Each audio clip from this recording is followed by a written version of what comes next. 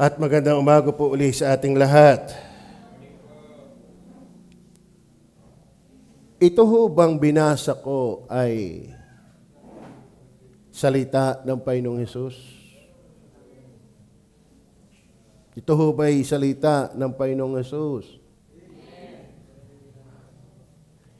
Ito ho ba ay totoo? Ito ho ba ay totoong salita ng Diyos sa iyo at sa ating lahat? Totoo ho ba ito? Salita ko ba ito? Binasa ko lang ba? So, ang maniwala sa salitang ito, hindi sa akin maniniwala. Ang naikinig sa salitang yan ay hindi sa akin nakikinig. Inaangkin niyo ba uli na ang ating binasa ay salita ng Panginoong Hesus? Yan ho ba'y totoong salita ng Panginoong Hesus? Ang tagpong ito, mga kapatid, ay ang Panginoong Hesus ay sa kanyang pagkakatawang tao, matapos na siya ay magpakasakit, nahirapan, nalibing, 3 araw nagbangon mag-uli, at binili na ng kanyang mga alagad, malapit na siyang umakyat sa langit sa tagpong ito. Isa sa bilin sa kanyang mga alagad. After 10 days, nabadha ang book of Acts, chapter 1. Nandoon yung extension ng tagubilin bago magkaroon ng Pentecost. Pag sinabing Pentecost, 50 days. At yun pa yung araw ng linggo, hindi Sabado. Ang Pentecost pa yung araw ng linggo. Ngayon, mapapansin po natin mga kapatid na ang Panginoong Hesus ay may patagubilin at yan ang nilalaman. Pero ang ating bibigyang pansin ay hindi yung tagbilin, bagaman maakasama din, kundi yung formula na pinag-uutos ng Diyos na tagubilin ng Panginoong Hesus sa iglesia. Sana maging maliwanag din sa atin yung iglesyang yon. Hindi lahat ng iglesia ay saklaw niyan. Lalo yung hindi naniniwala sa Trinity, hindi iglesia ng Panginoon yon. Tanyo ha? Dahil dito magsiyaon nga kayo. Yung kayo dyan, yung iglesia, na nahayag sa Acts chapter 1, 120 sila. At ulit 500 sila. Pero ang iba ay mga namatay na, ang iba ay nag-backslide na. Kaya hindi ba bago yung pangyayaring ganyan, ano? Nanoon pala talagang ay, imagine, napakita siya sa 500, pero do sa 1 Corinthians 15, pero ang nag-antay at do sa Jerusalem ay 120. Biyaya yun nagpapatuloy. Dahil ito magsiyaon nga kayo at gawin ninyong mga alagad ang lahat ng mga bansa. Pinagtagubili na yung iglesia. Kaya tatanggapin ninyo mga kapatid na hindi tayo pang taysan lang. Ang tagubili ng Diyos sa iglesia ay lahat ng mga bansa. Na sila'y inyong bautismuhan sa pangalan ng Ama at ng Anak at ng Espiritu Santo. Hindi tayo magsasign of the cross dito. Sa pangalan ng Ama at ng Anak at ng Espiritu Santo. Yung mga ating paksa ay laging nakasentro sa Holy Spirit sa worship service. Ang ating pag-aaralan ngayon, umagay ito. Spirit's equality to the Father and to the Son. Ang pagiging kapantay ng banal na Espiritu sa Ama at sa Anak. Naintindihan niyo ba yan? May Holy Spirit, mga kapatid. Napakayaman ng mga talataan na nagtitibay, na nagsasalita, na meron talagang persona ng banal na Espiritu. Genesis chapter 1 verse 2, binanggit na agad from the very account of creation, the Holy Spirit is being mentioned. Ang sabi doon, ang Holy Spirit ay kumilos, gumawa. Alam niyo ba kung bakit maganda ang mundo? Dahil yan ang banal na Espiritu. Alam niyo ba kung bakit gaganda ang buhay mo?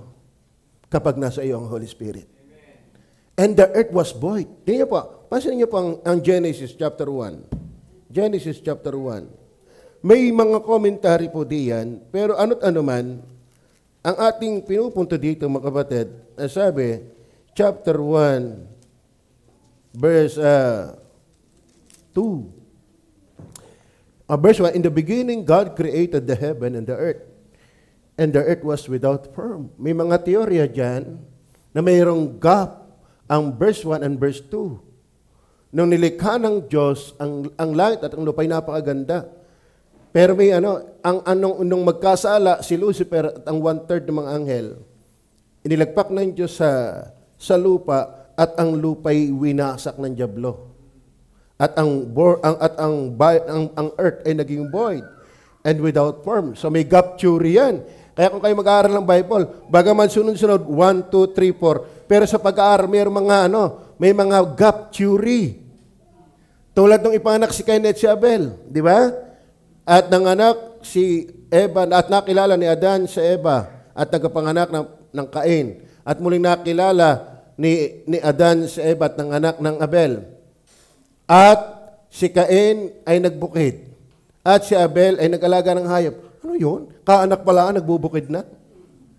Nakita ka ba kayong kapapanganak pala ay nagbubukid na?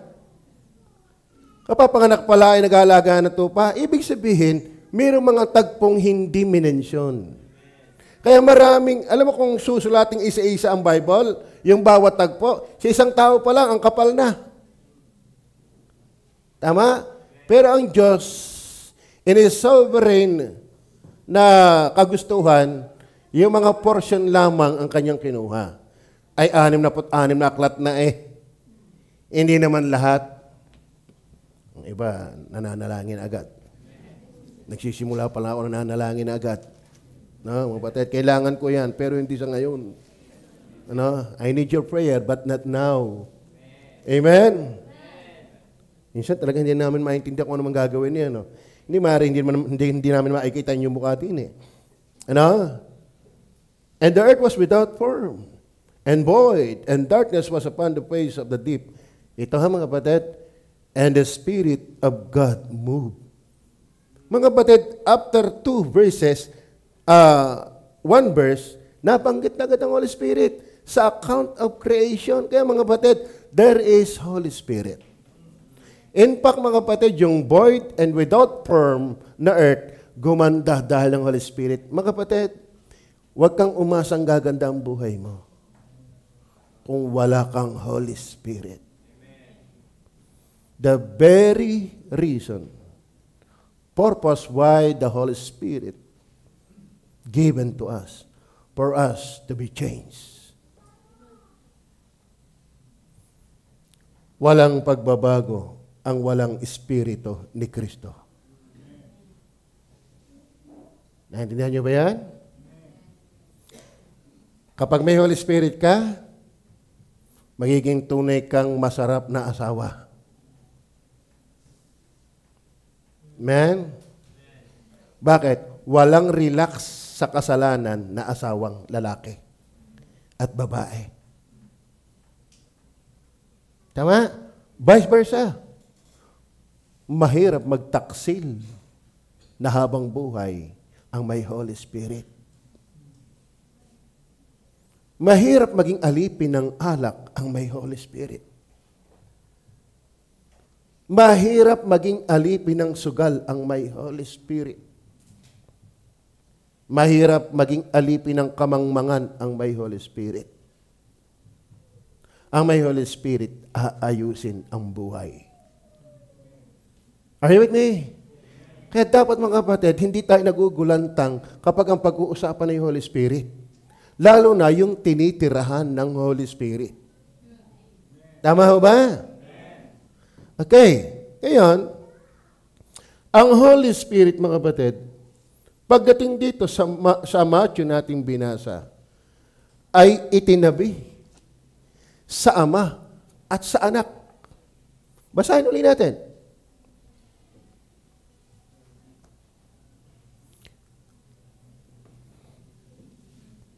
Renin, 3 minutes. Dahalis mo ako sa momentum eh. Okay. Dahil dito, magsiyaon nga kayo. At gawin ninyong mga alagad ang lahat ng mga bansa na sila inyong bautismuhan. Bautismuhan. Sa pangalan ng Ama at ng Anak at ng Espiritu Santo. Nandiyan ba ang Holy Spirit? Nandiyan ho ba ang Holy Spirit? Ngayon, ang ating pag-uusapan is Spirit's equality, pagiging kapantay ng Banal na Espiritu sa Ama at sa Anak. Una, yung pagiging pagkapantay ng Holy Spirit sa Ama at sa Anak. Number 1, revealed in the Word, in the name. Amen? Bakit, Pastor? Ang sabi, go ye therefore, and teach all nations, baptizing them in the name. Ang salitang name, ilan? Ilan ang pangalang name? Para masabi mong hindi iisa yan, ano ang dapat? Names.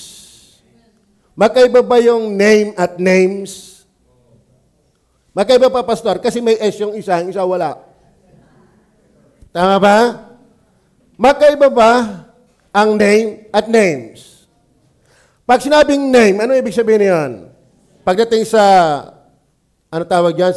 Tawag yung part ng ano yung pag-aaral niyan? Plural, singular. Ang name ba ay plural o singular? Ano ang ginamit? Name or names? Name. Ang name ba maramihan? Ang name ba pang-isahan? Pero bakit? Baptizing them in the name. Ilan ang aasahan mong babanggitin dahil singular ang ginamit? Pwede bang sabihin, si Rani ay names? Hindi. Pero bakit baptizing them in the name of the Father? Dapat tapos na, in the name eh. Dapat in the name of the Father lang. Bakit? Name ang ginamit.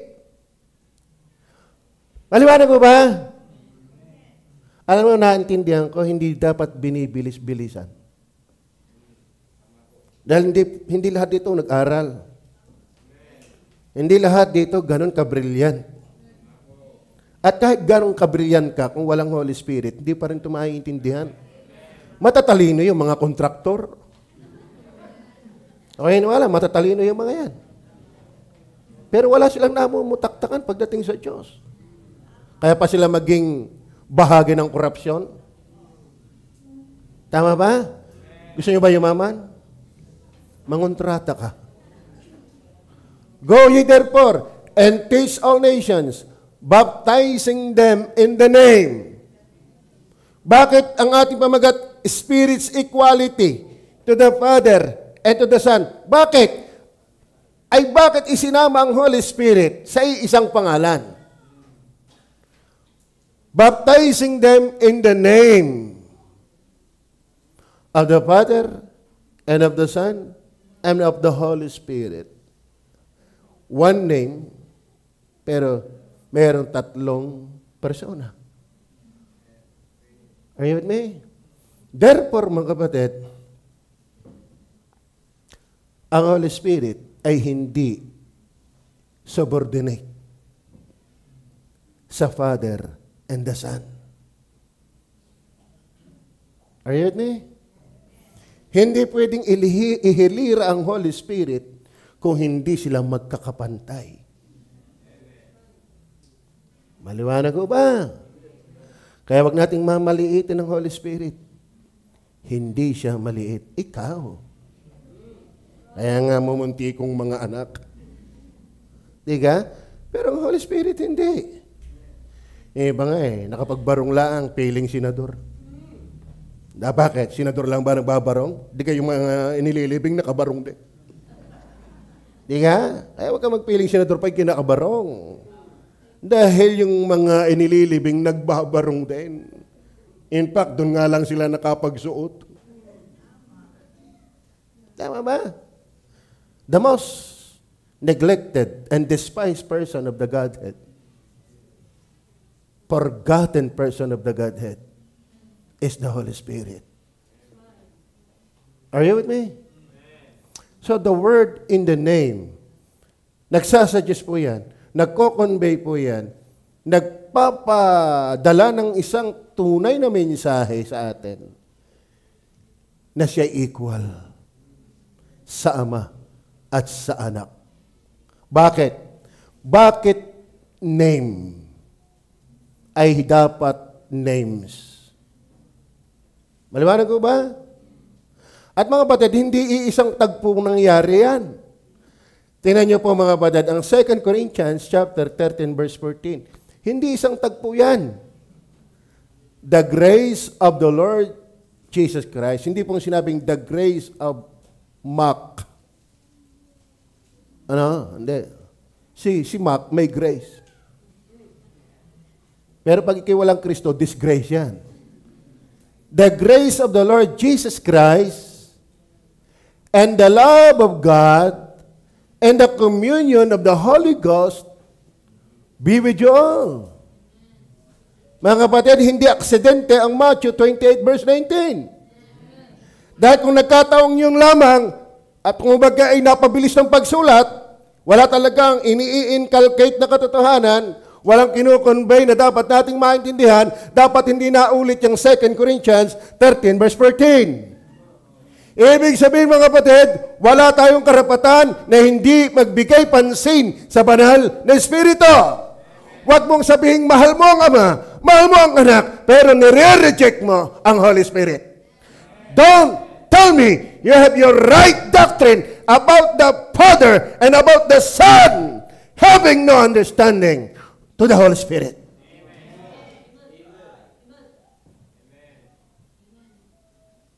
Hindi ka tao kung katawan lang. Ikaw ay tao pag may katawan, kaluluwa at espiritu. Hindi naniniwala ang Seventh-day Adventist dyan. Kaya sila naniniwala sa soul sleep. Hindi tayo naniniwala. Pero marami ditong soul sleep. Amen. Amen. Ayun with me. Ayun mga kapatid, may isa nakakalungkot. Marami hindi agad makarelate pag doctrine. Kasi mga kapatid, alam mo kung bakit? Akala natin puro emotion lang ang pananampalataya. Puro fellowship lang ang pananampalataya. No. We need to deepen our understanding to the right doctrine. How can we defend the faith knowing nothing about our faith?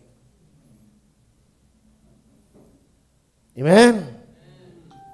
Kaya marami ngayon mga cellphone, marami laman ay games, software, pero walang Bible software na makakatulong sa iyo para maunawaan ang maraming bagay.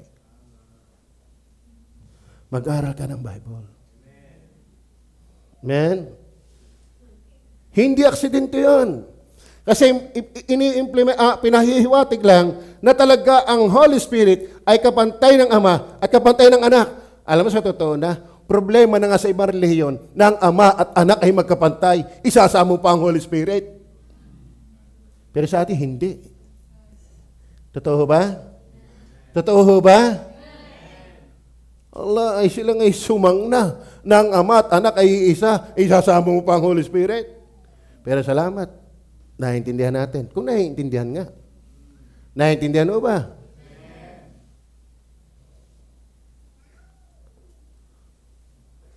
Sino dito yung kumuha ng exam at pasa? At mataas pa. Nung kumuha ng exam at pasa at mataas, pambihirang yan. Ako'y pasa eh. Ang taas pa. Wala. Tuwa ka. Bakit? Ibig sabihin, naintindihan mo ang tanong. Sana kung naintindihan mo ang aral, masaya ka. Hindi yung nagsisimula pa lang ako eh. Tulog ka na. Ano ako, vitamin C? Tama ba? Ako ba vitamin C sa'yo? Ay, daig pa eh. Pinagsamang A to Z. Bakit, Pastor? Ang iyong boses parang A to Z. The grace of the Lord Jesus Christ and the love of God and the communion of the Holy Ghost. Hindi lang yan, mga kapatid, para i-emphasize ko sa inyo. Ephesians chapter 2, verse 18. Ano sabi diyan? For through Him, we both have access by one Spirit unto the Father. Yung Him, Jesus Christ, na mention ng Spirit unto the Father. Andiyan ba ho yan? Nagkataon ba? O sagyang ini-emphasize ng Bible, ang Holy Spirit ay kapantay ng Ama at ng Anak. Klaro ho ba? Klaro ho ba? Therefore, ang hindi naniniwala sa pagiging magkakapantay ng Ama at ng Anak at ng Espiritu Santo ay Antikristo. Okay, tingnan po natin. John 14, verse 16 and 17.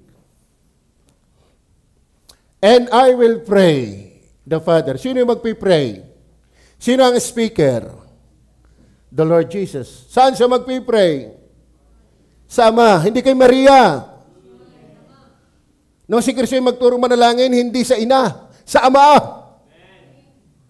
And I will pray the Father, and He shall give you another Comforter. So ang anak nagpipray sa Ama, at ang Ama magbibigay ng mga alip, that He may abide with you. Hanggang kailan? Forever. Kaya ang kaligtasan hindi nawawala. Bakit? Ang Holy Spirit hindi mawawala. Kaya mga kapatid, magpasalamat ka, may Holy Spirit.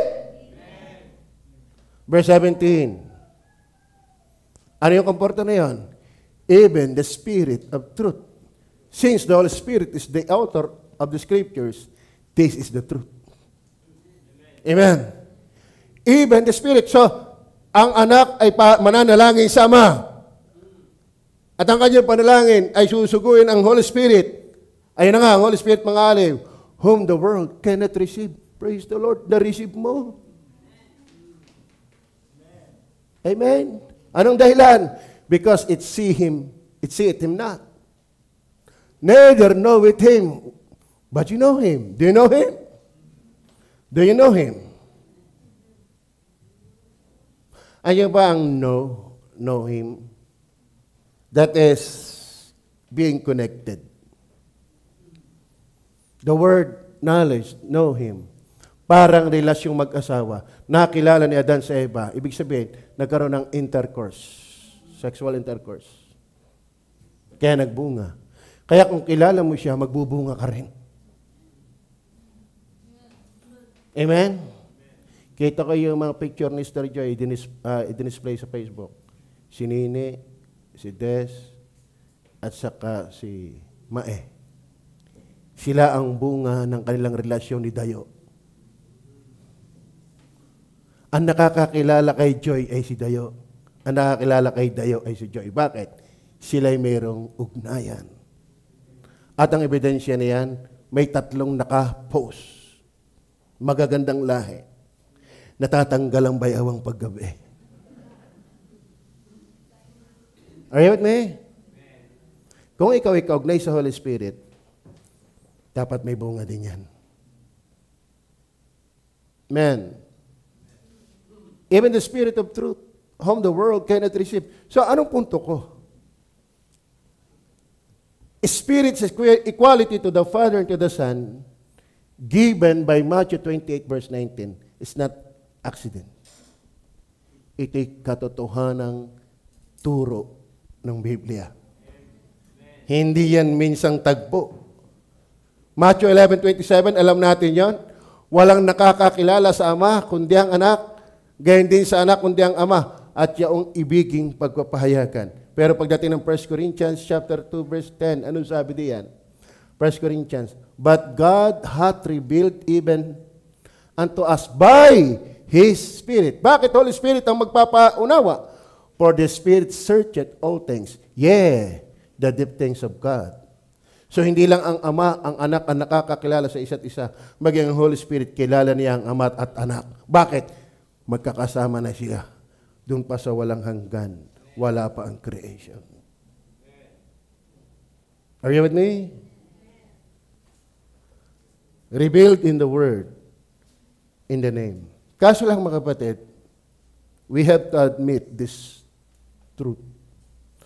Mahirap patunayan sa iba ang katotohanan ng Diyos mismo ang nagkait na ipahayag. Sa totoo na, magpagiwang-giwang ka ng pag-aaral dito. Kung hindi ang Holy Spirit ang magpapaunawa nito, wala yan. Kalabisan na lang basahin ang mga talataan. Ano sabi ni Deuteronomy 29 verse 9? Sige, sabukan natin. Ang mga bagay na hayag ay atin, ngunit ang mga bagay na lihim ay sa Diyos. Inyo ha? Ang mga bagay na lihim ay nauukol sa Panginoon nating Diyos. Ngunit ang mga bagay na hayag ay nauukol sa atin at sa ating mga anak magpakailanman upang ating magawa ang lahat ng mga salita at kautusang ito. Mga kapatid, mayroong mga lihim na hindi talaga natin maaabot. At saka, sabi ng Matthew 11:27, wala nakakakilala sa Ama kundi ang Anak at ang Anak kundi sa Ama. At yaong ibiging pagpahayagan. At yung ibiging pagpahayagan. Mga kapatid, hindi yan sa galing ng mga ngaral. Yung iba kasi mga kapatid, alam mo, Garne ha, nung ako ay bago pa lang sa Panginoon. Ako'y dumating ang panahon na si Pastor Hernandez ay medyo aking ina-under, yung bagang parang minamahina. Bakit? Napakinggan ko mag-preach si Pastor Tan. Napakinggan ko mag-preach si Pastor, yung sidekick ni Pastor Tatay Abante, dati si Lito Santiago. Napakinggan ko mag-preach si Pastor Kunanan. Ang gagaling ng mga ito. Hindi ko alam na yung kakayahang umunawa sa bawat preacher ay ibinigay lang sa akin. Naintindihan niyo ba yan? Kung wala tayong pang-unawang ibinigay, sumigaw na yung Edwin Tan na yan. Sumigaw na yung Abante na yan. Ang conclusion mo, ano yun? Pero nyapat nabuksan lang ang unawa mo, nagkukumpara ka na ng preacher. Yan ang problema. Ay, magaling yun! Magaling yun! Hindi mo alam, kaya mo na-appreciate, may Holy Spirit na nagpaunawa na sa'yo. Kaya, isang kasalanan ang hindi makinig sa isang mangangaral dahil hindi kasing galing ng iba. Bakit? Kung kami naman magtatangi, kasing galing ka ba ng ibang makinig? Kung magtangi ka, kala mo galing na galing mo. Basta salita ng Diyos, makinig ka. At wala kang karapatang hindi makinig. Magtatangi ka, bakit? Yung makaintindi, biyaya din lang ng Diyos yan. Ano ba? Ay, minsan pa yung pastor, over-familiar, kaya nagsisimula palang tulog ka na.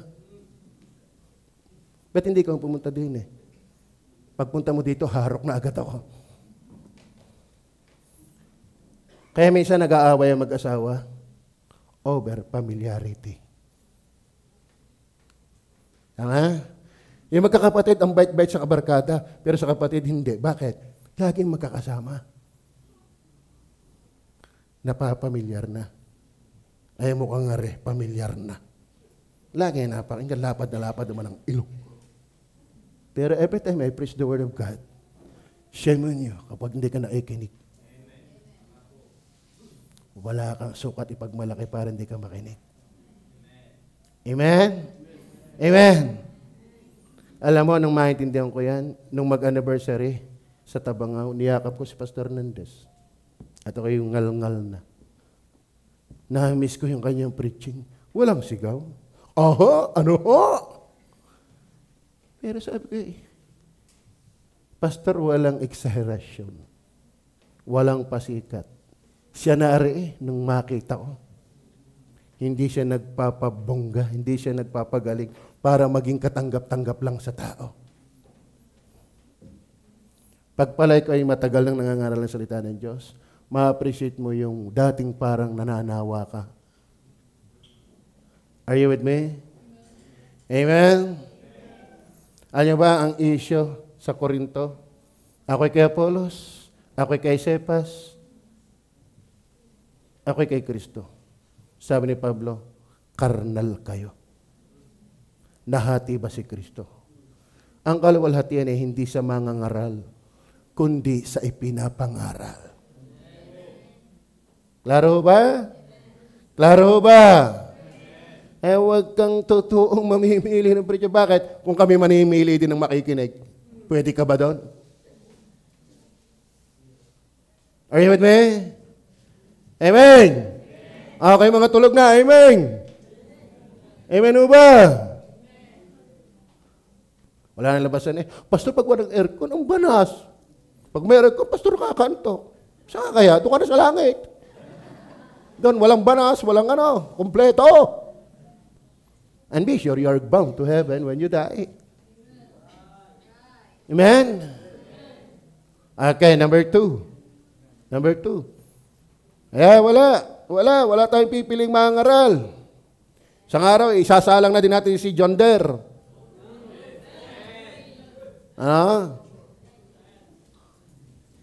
Ba't lumaki ang mata mo, John Deere? Siya kasi ang ayaw pa Siya na may gusto namin isa lang. Pastor, wag na muna ako. Di kong ayaw, may disiplina.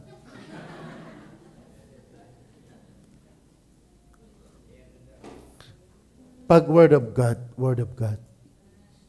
Amen? Pero siyempre, ayos din naman namin kung talagang pasalasala nga. Itatama din. So number 1, Spirit's equality to the Father and to the Son, revealed in the Word, in the name. In the name. Not in the names. Kasi kung ang Ama, Anak at Espiritu Santo ay hindi iisang Diyos na magkakapantay, dapat in the names. Not in the name. Klaro ba? Number 2, not only revealed in the Word, in the name, but number 2, reasonable in their equal authority and dignity. Ibig sabihin mga kapatid, kaya isinama ang Holy Spirit sa pangalan ng Ama at ng Anak at ng Espiritu Santo, sila ay magkakapantay sa kapamahalaan at dignidad.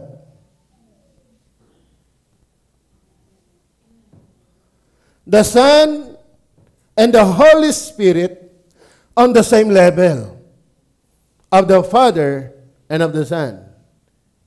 At alam niyo ba mga kapatid, this would be blasphemous if Jesus and the Holy Spirit were not truly divine.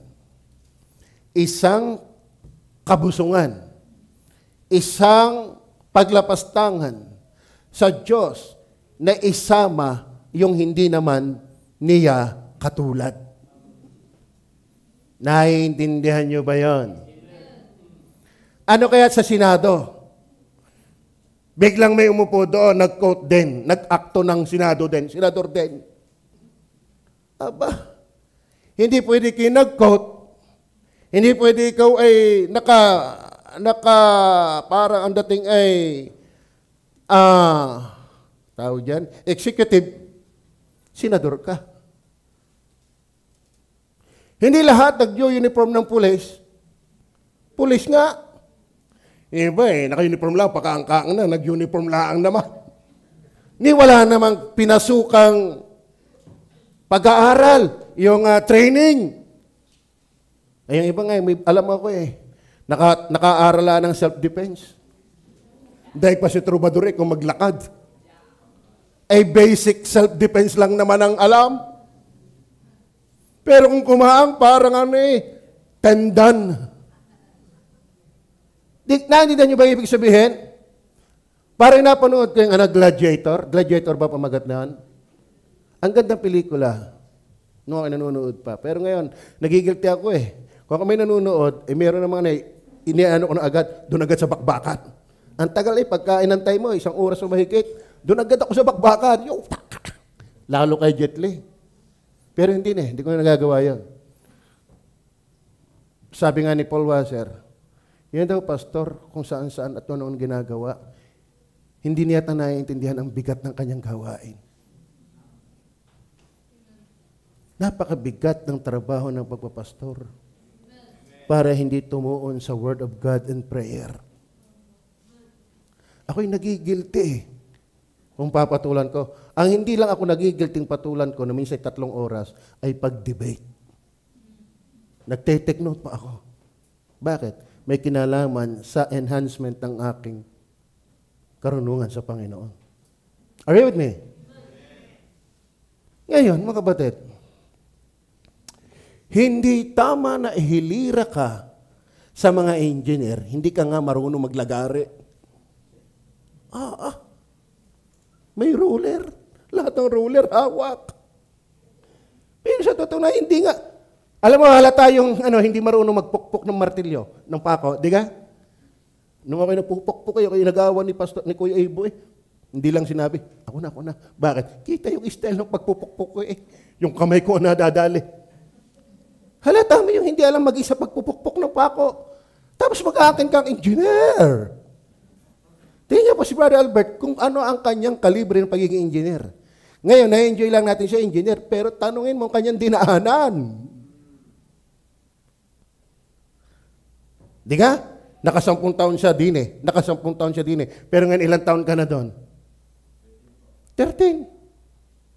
Nakikita mo lang, yung salitang siya engineer, pero yung dinaanan na yan. Kita ko yan, nag-review. Ang kanilang dingding, puro papel. Sana sa tawag diyan, board exam. Ako kahit papel lang ilagay mo, kahit nasa utak mo, ilagay yung papel mo, wala akong may sasagot dyan Tapos aangkin ka na hindi ka man lamang, ba't mo itatabi ang Holy Spirit sa Ama at sa Anak kung hindi siya ganon? Naintindihan mo ba? Ba't ko ito inaay-ay? Ba't ko ito nililin-ay-lin-ay? Para alam niyo ang pinaniniwalaan natin. Naintindihan ba? Lomi? Naintindihan mo ba? Di pwede na tayo magkwatogs. Ba't Lomi? Masarap ang Lomi sa kwatogs. Nakakita lang yung mga young people na may 55,000 Kwatogs. Kwatogs. Mahal ko ang asawa ko, binilhan ko siya ng tablet. Ubos na, ininom na At ako'y bumili nito. Alam mo bakit? Pag ako nagbabible study, hindi ko makita yung cellphone. Hindi ko makita kung sino naglalay, kung idinais ko Kaso lang masama nakita yung ilong ko, lantad na lantad sa akin. Ang gusto kong panoorin yung nanunood, ang nabalandra sa akin yung mukha ko Masaya ba kayo sa ating paniniwala? So, mali ang oneness. Amen? Mali ang Muslim. Mali ang Iglesia. At ano mga kapatid, laliman niyo po ang pag-aaral sa Badista, mali ang kanilang Trinity. Sa kanila ay 3 being. Sa atin, 3 persons in 1 being.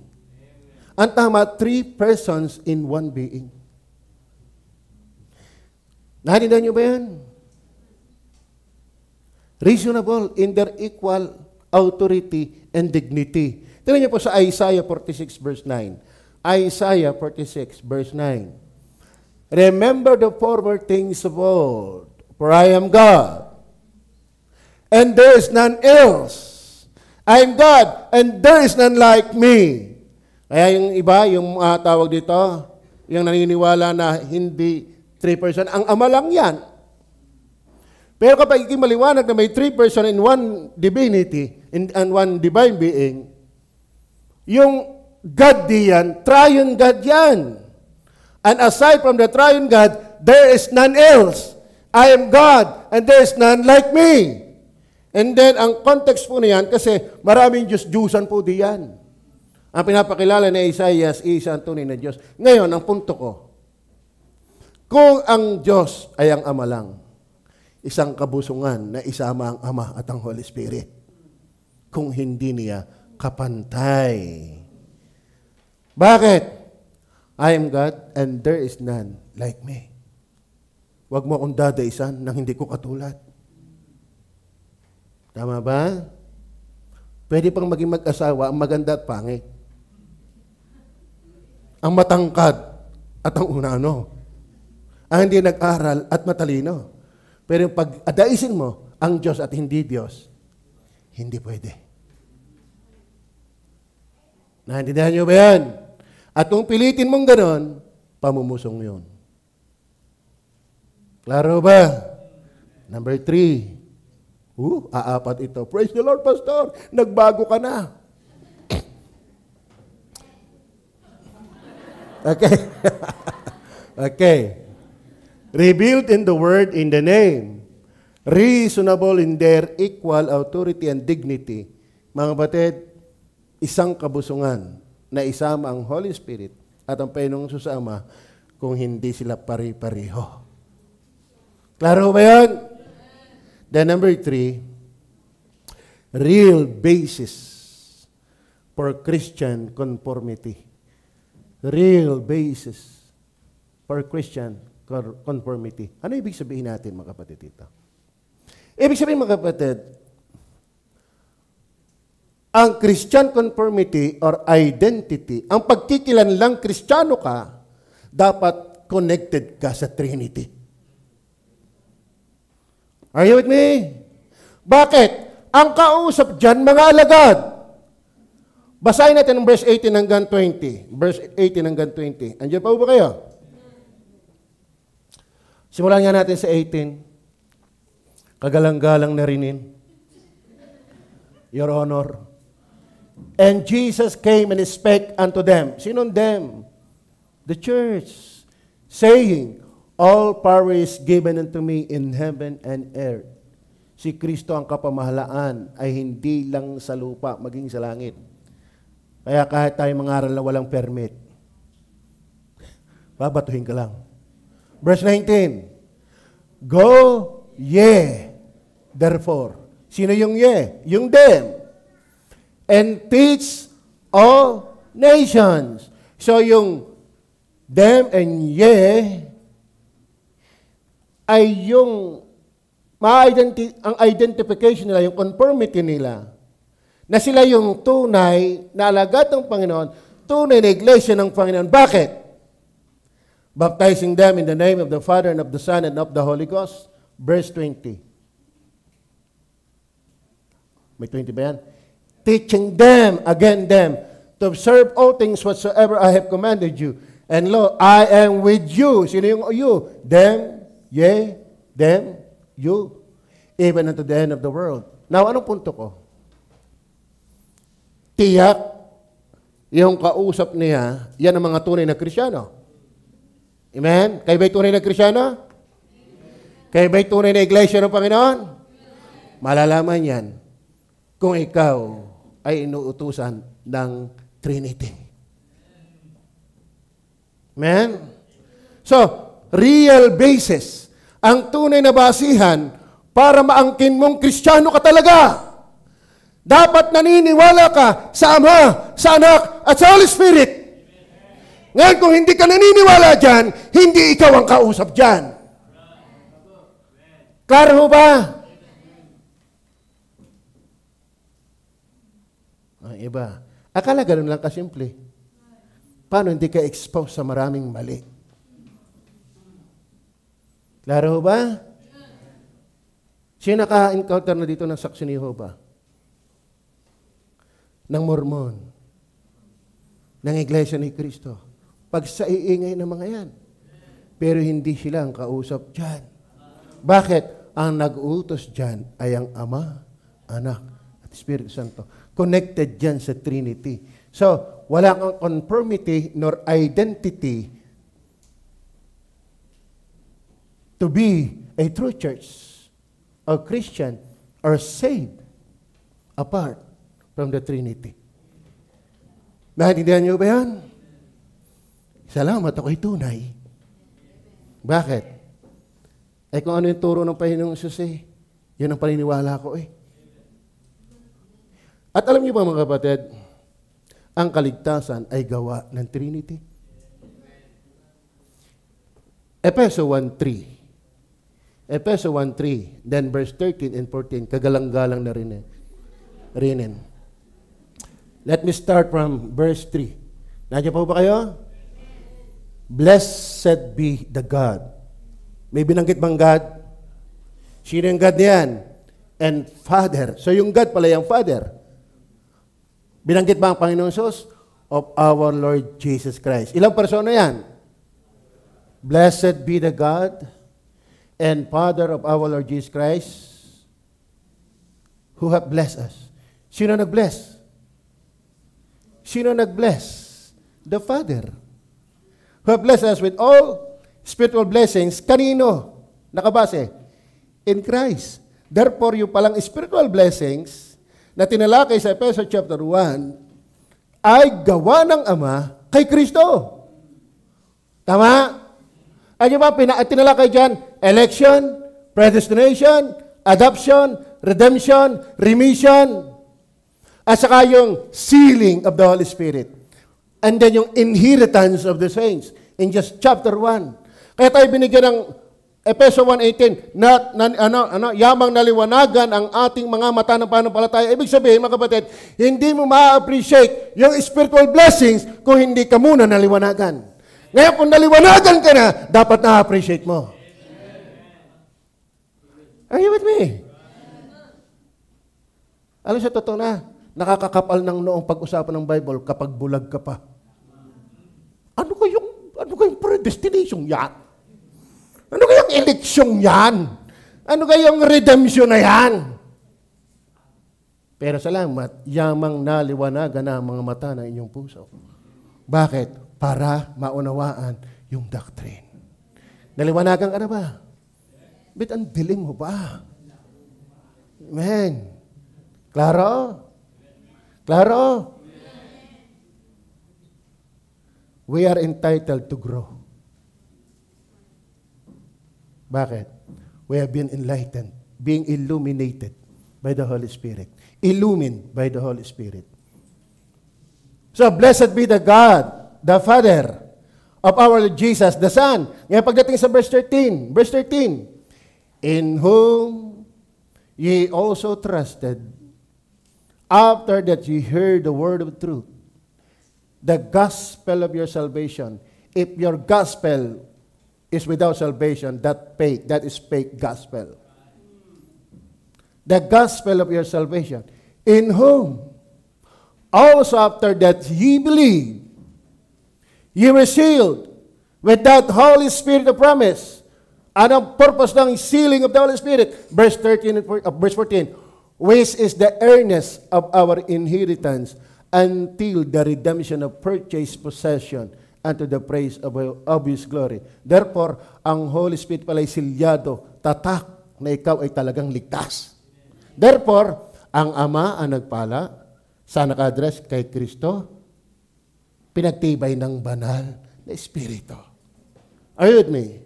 Kaya mga kapatid, real basis for Christian conformity, ang equality ng Holy Spirit. Klaro ho ba?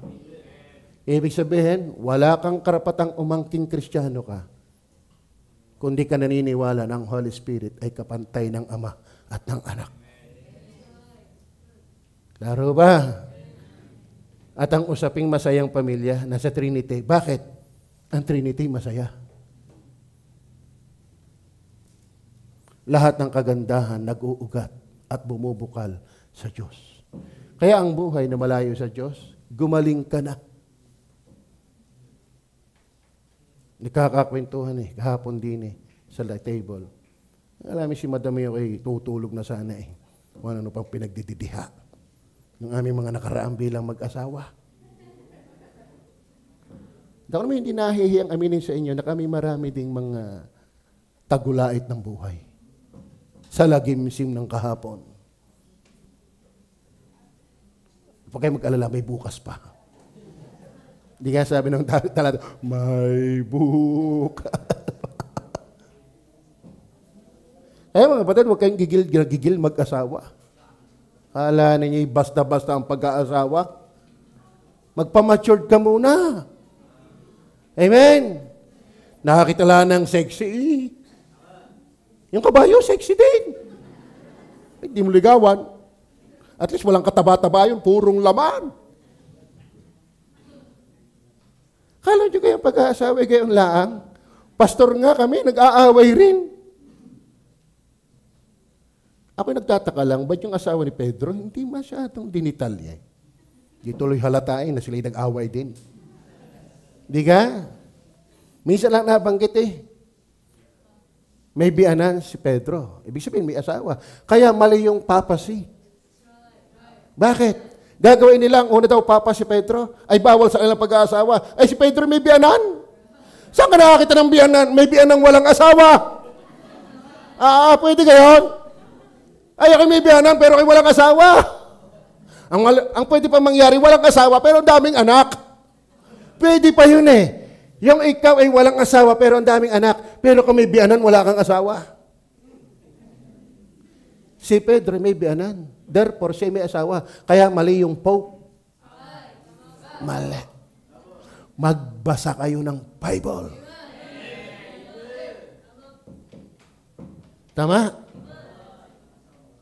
Ha? Nabasa niyo ba? Nung magkasakit, ang biyanan ni Pedro, pinuntahan ni Kristo. Ang nakalulungkot lang, doon lang tagpong yun. Hindi pinakita yung nag-aaway din sila. Para naman kami lumakas ang loob. Nai-encourage kami. Di ka? Yung iba, hindi na makatingin sa akin yung mga mag-asawahan.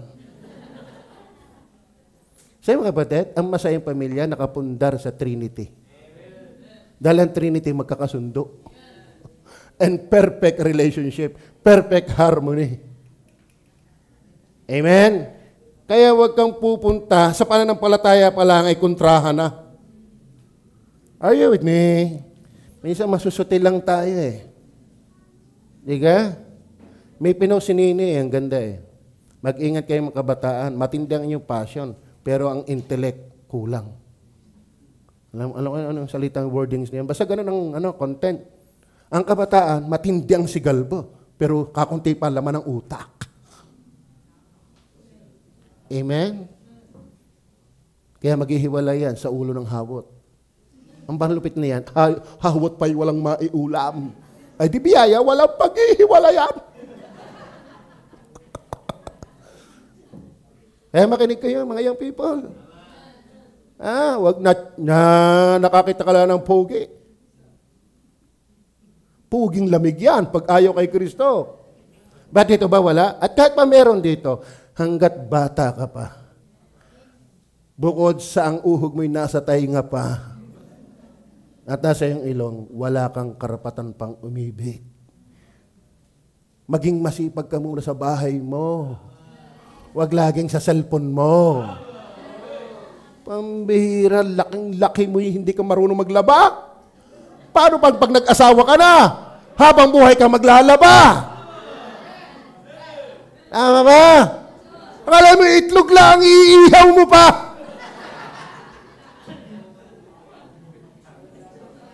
Sa pag-aasawa, practical kasama. Kapatid mo nga, inaaway mo, di lalo yung asawa mo. Kung kaya mo nga awayin ang magulang mo, lalo pa yung asawa mo. Kaya mga kapatid, hindi porket tumibok ito, largado na ng largado. Patibukin mo muna kay Kristo. Ngayon, rampant ng kabataan, bakla ka raw pag wala kang girlfriend. Huwag kang makiayon sa sanlibutang ito. Kundi mga iba kayo ng pag-iisip. Pastor, dalo kayo nakinig sa inyo ito. Nangyari, 50 na wala pa.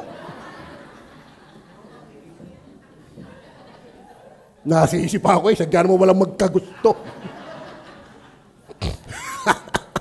Sisihin mo pa ako. Sisihin mo yung gayak mo.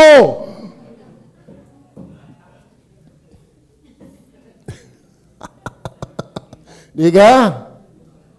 Let me speak to you, heart to heart, young people. Beware. Ang mundo pa naman ng lalaki ang galing mambola. Hindi mo ba napapansin? Naiiba ka. Ang laki ng butas ng ilong mo. Ganyan yan. Wala kang iniiba kay Aramina. Huh? Or naman? Or talaga? Kasura ka naman. Pero kalabsaw na ang puso. Be careful. Kaya pag kami aliligid, sabihin mo sa nanay mo. Malay mo, ang nanay mo ang magustuhan. Bakit? Mas maganda pala sa'yo. Diga? Are you with me? Pag bata ka pa, pag may ali-aligid, magsumbong ka. Ipatulpo mo. Kaya nga may office ang pastor. Hindi naman yan for discipline purpose. For prevention purpose. Bago tayo dumating doon sa disiplinahan, maawatan ka muna. Nagkakaintindihan ba tayo mga kapatid? Ba't ako'y pumunta dyan?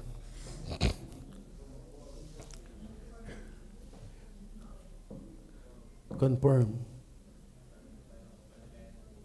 Kaya alam nyo, ang pamilyang usapan, kung paano ang Christianity nakabase sa Trinity, maging ang family. Christian family. Kaya kayong mga gandang young people, wag na yung pogi muna. Pero magharap din naman kayo noon. Na matured. Jackpot yun pag meron nun. Pero kung hindi, kahit na nakatalikod ay kita pa ang ilong, okay yan. Mahalagay, nahinga. Alam mo, sa pagsasama, hindi na pag-uusapan lagi ang itsura. Pag ikaw ay asawa, hindi ka marunong mag-antindi ng sarili mo. Ay kauumayan ka ng kabiyak mo.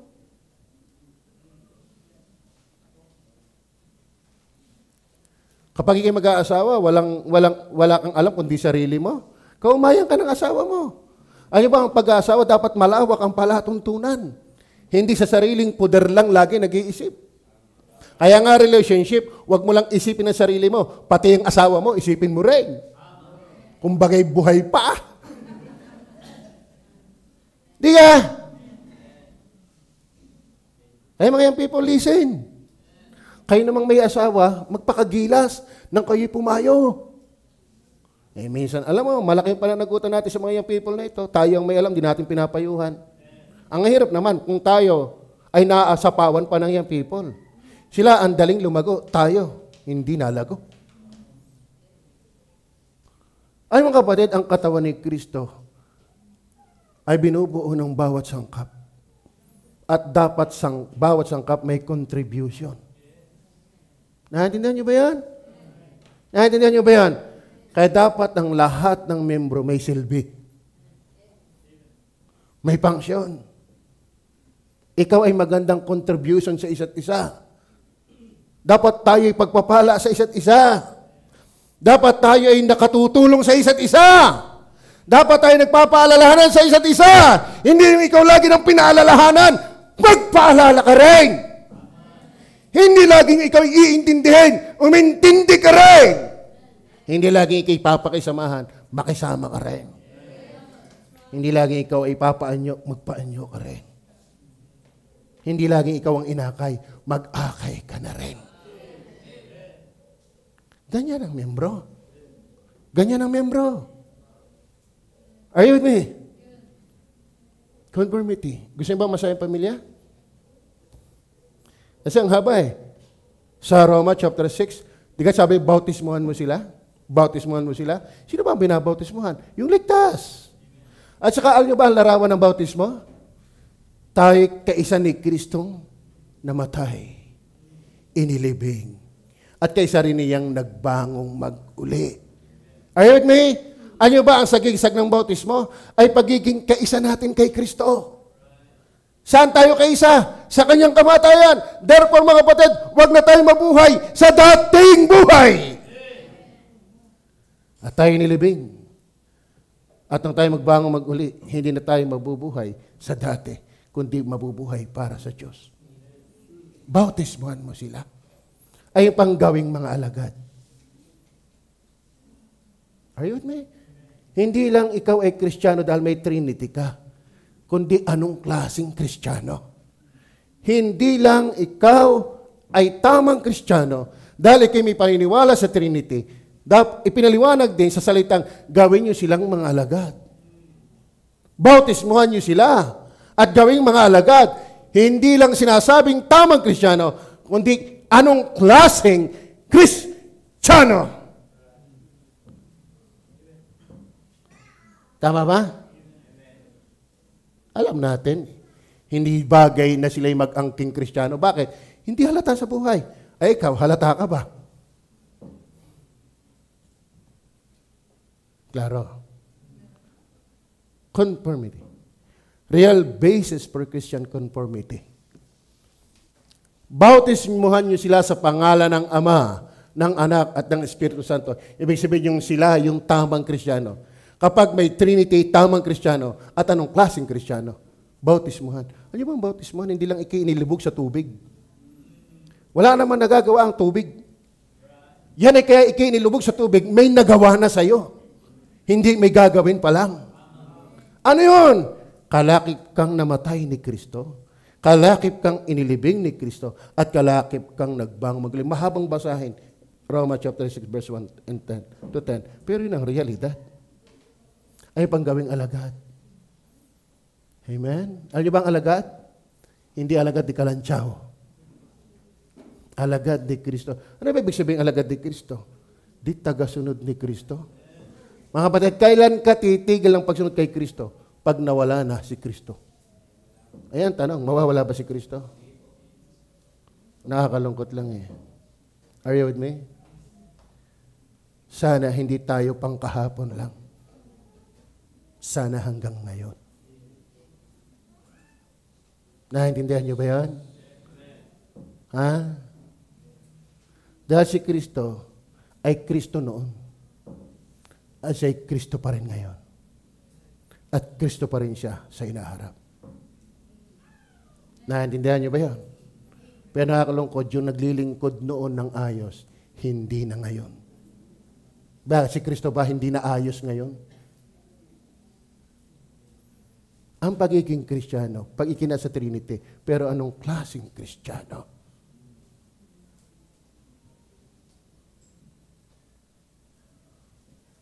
Natutuwa ba kayo ng pastor nyo hanggang ngayon nandito pa? Natutuwa ba kayo? Bitlabas sa ilong. Natutuwa ba kayo ang pastor nyo nandito pa? Pwede ba ako magtanong? Kayo naman ang magtanong. Pastor, natutuwa ba kami na kami narito pa? Kayo? Oo, narito pa kayo. Paano yung hindi na? Hindi nakakatuwa. Sabihin mo, maraming ganit ka rin eh. Bakit? Wala ba kaming gayan din?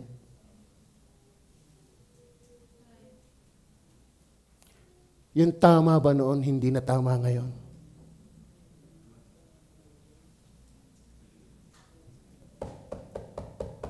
Are you with me? Are you with me? Masasaktan na naman. Alam mo, sagyang ang bibig ni Kristo ay matalas na parang tabak.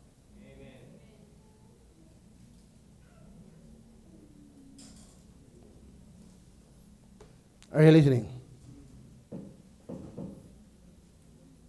Are you listening? Paano kung tayo ay sabadista, di hindi tayo ligtas? Bakit? Ang talata nila ay ang magtiis hanggang wakas. Maliligtas. Hindi na tayo ligtas. Kung sa simulalaan tayo. Kayo ba magpapatuloy hanggang wakas? Mga workers, kayo ba magpapatuloy hanggang wakas?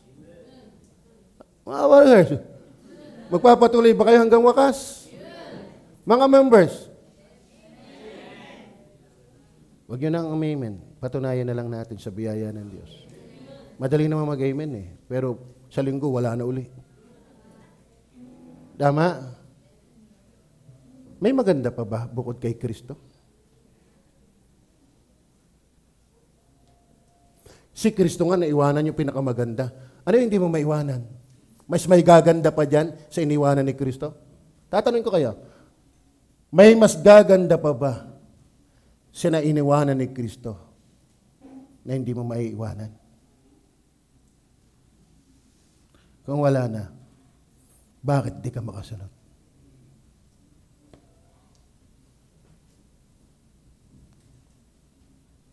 Titigil na ba ang pag-inog ng mundo pag naandito ka, paglinggo? Titigil ba ang pag-ikot ng mundo pag naandito ka? Wala ka pa nga, nainog pa rin ang mundo. Si Kristo talaga'y tapat, tayo ang hindi.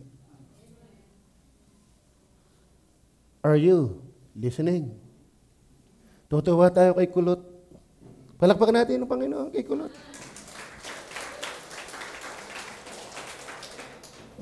Kailan kaya ako mangungulot?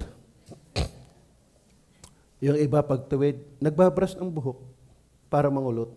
Yung namang kulot, nagpapatuwid. Hindi umaintindihan talaga ang tao. Ano? Ang mahalaga si Kristo yung nasa iyo. Then last, Pastor, kala ko nagbago na kayo. But may last pa. Number 4, remember, this is Christ's own confirmation. Ano ibig sabihin ko diyan? Equality of the Holy Spirit to the Son and to the Father is Christ's own teaching. Christ's own confirmation. Hindi po ito church invention. Tama? Mga kapatid, hindi Katoliko ang nag-invento ng Trinity. Si Kristo mismo nagsabi, bautismuhan sa pangalan ng Ama at ng Anak at ng Espiritu Santo. Amen? Pag nagdidebate, Trinitarian ka rin? Ginaya mo ang sulpot? Hindi sila nanggagaya. Bakit? Si Kristo mismo ang nagturo sa ngalan ng Ama, ng Anak, at ng Espiritu Santo. Amen? Kaya mga kapatid, hindi tayo nag-invento ng turo. Sagyang si Kristo ang nag-confirm nito. Naintindihan niyo ba yan? Remember that Matthew 28:19 is Christ's own confirmation. Bautismuhan mo sila sa pangalan ng Ama, ng Anak, at ng Espiritu Santo. Sino nagturo nito?